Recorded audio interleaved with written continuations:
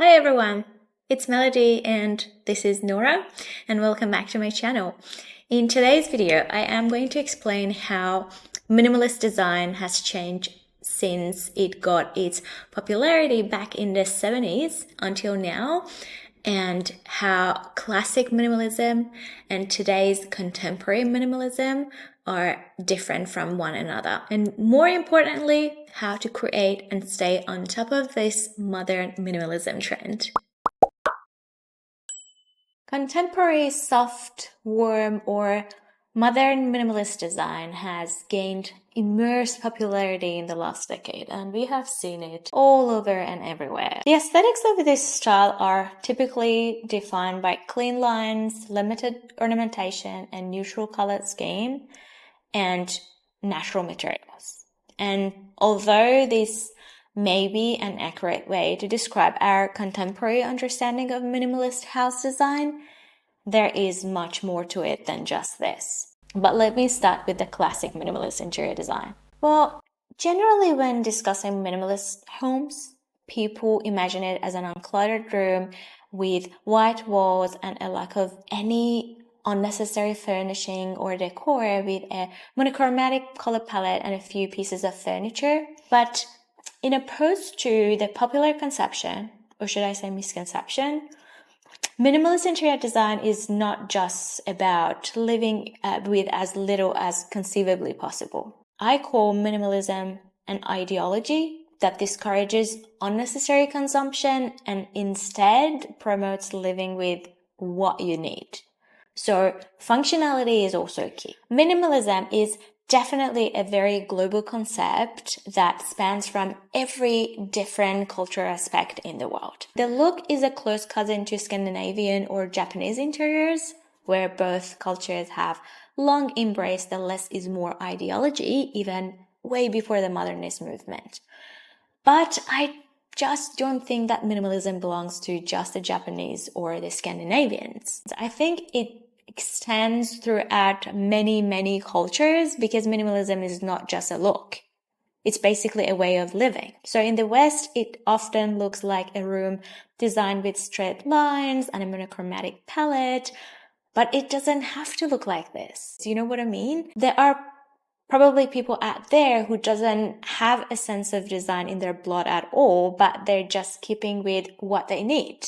They're just keeping things simplistic, and it is also minimalism. For example, someone who recognizes they don't need an armchair because they always sit on the couch could be also described as living within a minimalist home. So when looking at minimalism from this angle, it is easy to understand that minimalist design doesn't have any specific beginning.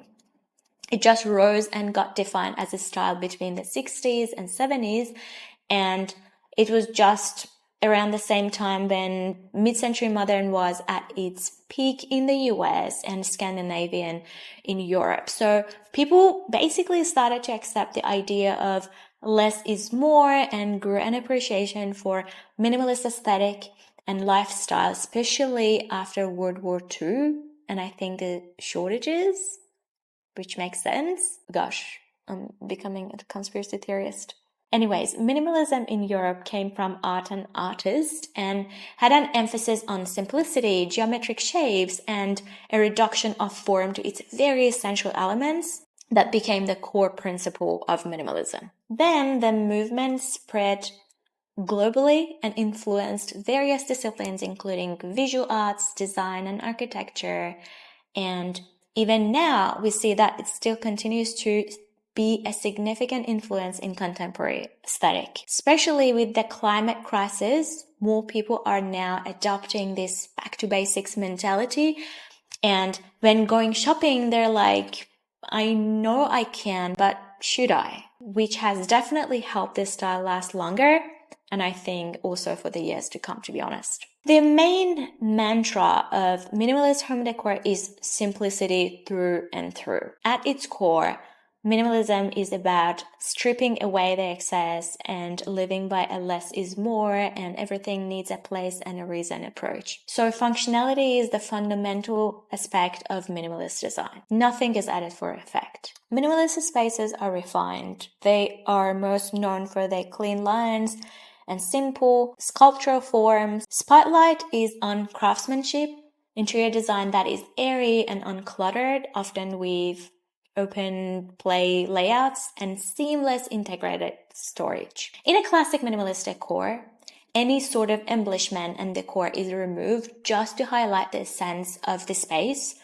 its materials, and its form, like how it looks. So you see a lot of negative space in a minimalist home, and it's not empty space for that matter. It's more that every object needs a purpose. And once you understand that every choice is made with function in mind, then you start to understand that minimalist characteristic white walls in a different way. Like, not as a blank canvas, but sort of as their own canvas for light, shadows, and contrast. Maybe the ultimate principle of minimalist design. Remove the overload and focus on what truly matters. When talking about a contemporary or Western minimalist style as we know it today, interiors with this aesthetic will often include simple lines, monochromatic, neutral, or muted color palettes, limited furniture, limited decorative objects, storage solutions that keep this space uncluttered, and open floors, natural light. Classic minimalism and contemporary minimalism share common fundamental principles such as simplicity, functionality, and they both prefer clean lines. However, there are notable distinctions between the two styles. Contemporary soft minimalism builds on top of the principles of classic minimalism, but it also uses elements of the present time. Today's minimalism is a modern and evolving design style that likes simplicity and functionality, but it is more adaptable and reflects current design trends and still has room for some flexibility and innovation. Like in contemporary minimalism, you can find a mix of clean lines, a focus on essential elements, and much like its classic counterpart, it still prefers neutral colors like grays and creams, but in contemporary minimalism, we still can use a broader range of colors like muted tones or occasional pops of color. Classic minimalism always prioritizes natural and traditional materials like wood, stone, and metals, but in contemporary minimalism, we are happy to use a mix of traditional and newer materials, new technologies, and even exploring innovative and eco-friendly options, which we actually need this flexibility. So contemporary minimalism is basically a response to changes in trends and especially environmental concerns today. In classic minimalism, features like geometric shapes and symmetry are very prominent, and they create a sense of order and balance. But in contemporary minimalism, you see a lot of asymmetry, experimental forms, and unconventional shapes to reflect current design trends. While minimalism in the 80s and even 90s interiors sometimes appeared rather sleek and cold, some would say artificial, today's minimalist spaces accept a warmer and more natural palette. Minimalist lovers are not afraid to use artisanal, vintage, and homemade objects and furniture, but always in a quiet, neutral palette. They also choose raw materials despite any imperfections that they might have. So, as you see, a softer minimalism is taking hold today with a less rigid definition and more options to personalize space with warmer neutrals and cozier natural tones. And because of the misconception of minimalism that was created in the last century, people often get the idea of minimalism wrong. And that is the reason why we need to separate the two, and it is now called contemporary minimalism. Well, the most defining look of a minimalist space is the one that isn't overcrowded with things. We want to focus on the essentials and items of personal value. So the final look is an uncluttered, clean, airy, and sophisticated space, perfectly functional and harmonious. But I think minimalism doesn't have to look any specific way, really. It's 2024.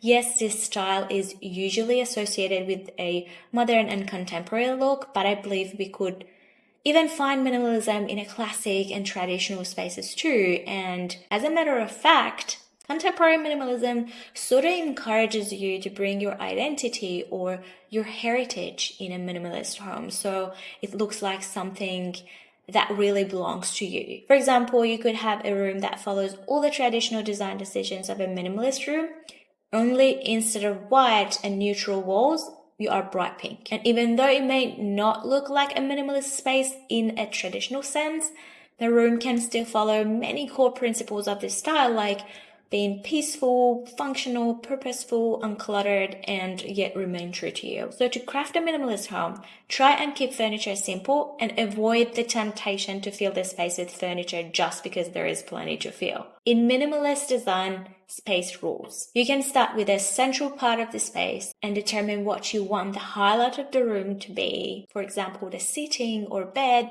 Then work outwards, concentrating only on what you love. And whatever you are left with afterwards, simply get rid of. Think clean, modern lines, and prioritize simple shapes and neutral monochromatic colors. Colors and textures should harmoniously blend to add interest and warmth to this space. Also, look, saying yes to color doesn't automatically mean that you are, God forbid, inviting chaos into your world of minimalism.